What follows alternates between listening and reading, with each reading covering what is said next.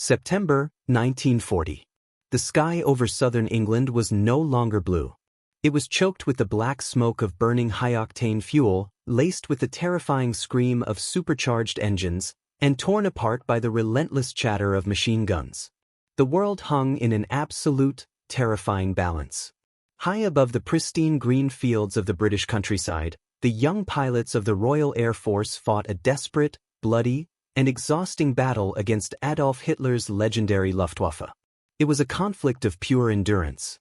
History books tell us that Britain stood alone, held the line against impossible odds, and ultimately won the aerial war. We are taught that this victory turned the tide of World War II, preventing a German invasion and saving the free world.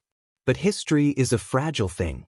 It is a chain of events held together by single, fragile links, where a solitary decision, a sudden change in weather, or a modified order can completely alter the destiny of mankind. What if one of those links had snapped? What if a single tactical order from the German High Command was changed? What if Reichsmarschall Hermann Göring never shifted his bombers away from military targets, and instead kept destroying British airfields with merciless precision? This is the story of Operation Sea Lion. This is the deep dive into the dark, alternate timeline where Britain fell to Hitler, and the world was changed forever. To understand how close this terrifying reality came to happening, we must look at what actually occurred in the late summer of 1940. In our timeline, Nazi Germany had swept through Europe with terrifying speed. France had fallen in a matter of weeks, leaving Great Britain isolated, exhausted, and bleeding. Hitler's next target was obvious: the British mainland. But to launch a successful amphibious invasion across the English Channel, Germany needed one critical thing: total air superiority. The Luftwaffe launched a massive aerial campaign to completely destroy the Royal Air Force. In the early stages, the German strategy was working flawlessly. They targeted British radar stations along the coast, sector operations rooms, and the frontline fighter airfields of Sector 11. The RAF was losing planes and, more importantly, highly trained pilots faster than they could ever hope to replace them. The British air defense system was on the absolute brink of total collapse. Airfields were cratered, communication lines were shattered, and operations rooms were running on emergency power. But then history took a sudden turn. Following a retaliatory British bombing raid on Berlin, a furious Adolf Hitler ordered a massive change in strategy. He ordered Hermann Göring to stop attacking the bleeding RAF airfields and instead redirect the entire weight of the Luftwaffe to launch terror bombings on civilian cities, most notably London. This period, known as the Blitz, brought unimaginable horror to British civilians. However, from a strictly military standpoint, it was Germany's fatal mistake. It gave the Royal Air Force a desperate, unexpected breathing room. It allowed them to repair their runways, fix their radar networks, and get fresh pilots into the air.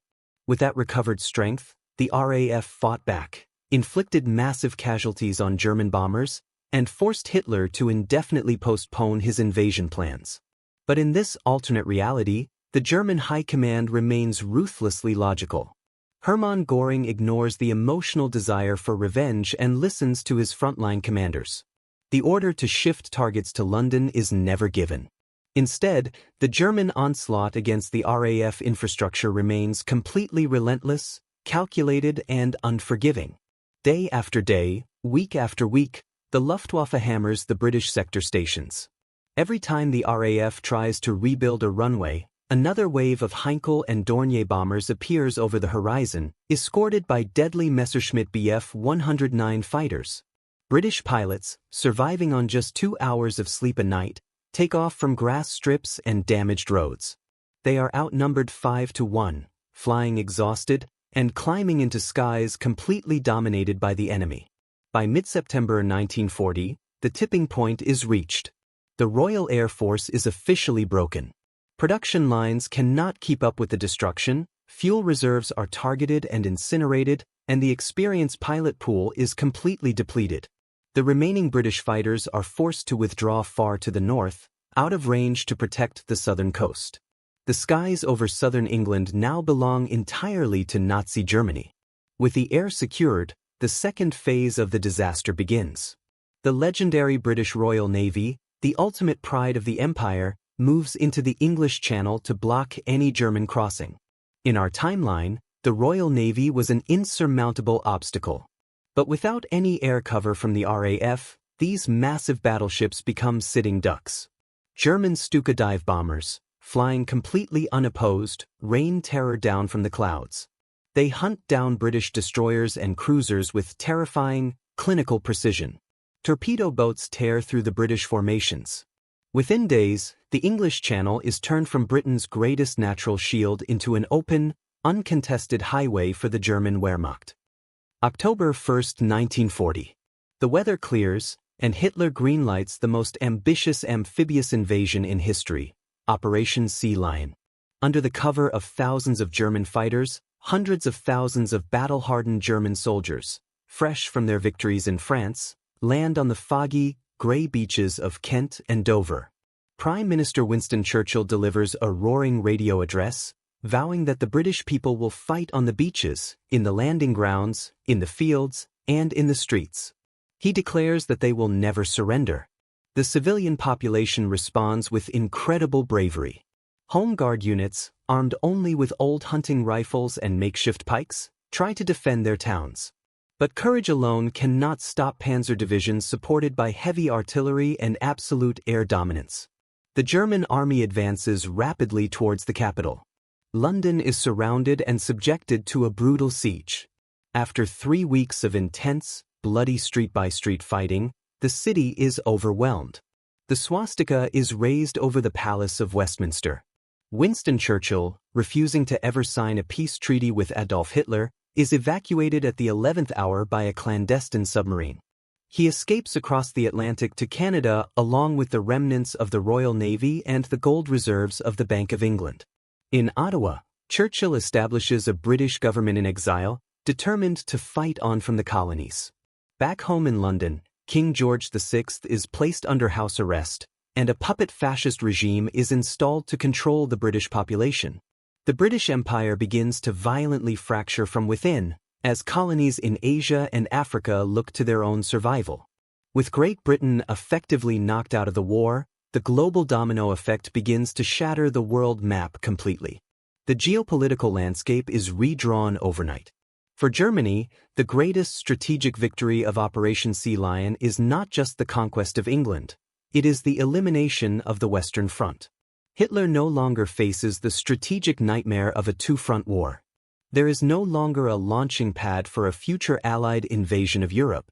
Every single factory in occupied Europe, every single drop of captured oil, every tank, and every soldier is now pointed in one singular, terrifying direction: the Soviet Union. In the late spring of 1941, Germany launches Operation Barbarossa. In our timeline, the Soviet Union barely survived the initial German invasion, saved in part by massive shipments of trucks, food, and raw materials sent by Great Britain and the United States through the dangerous Arctic convoys. But in this dark timeline, those supply lines do not exist. Britain is occupied, and its ports are being used by the German Navy. Furthermore, Hitler can now deploy an extra 1,000,000 veterans and the entire weight of the Luftwaffe to the Eastern Front. The Soviet Red Army fights with legendary ferocity, but they are utterly overwhelmed by the sheer volume of German forces. Without Western aid and facing a total air blitz, the Soviet defense collapses.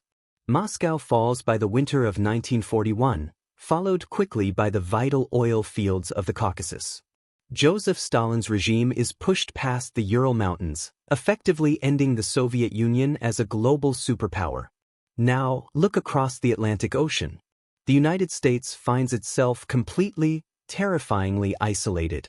In our timeline, America used Great Britain as a massive, unsinkable aircraft carrier, a staging ground that allowed millions of American troops to gather, train, and eventually launch the historic D-Day landings in 1944. But without Britain, D-Day is a mathematical impossibility. There is no physical way to transport millions of soldiers across 3,000 miles of an Atlantic Ocean infested with German U-boats without a friendly port to receive them. The liberation of Europe is dead. America is forced into an aggressive defensive posture, building massive coastal walls and expanding its navy just to protect its own borders.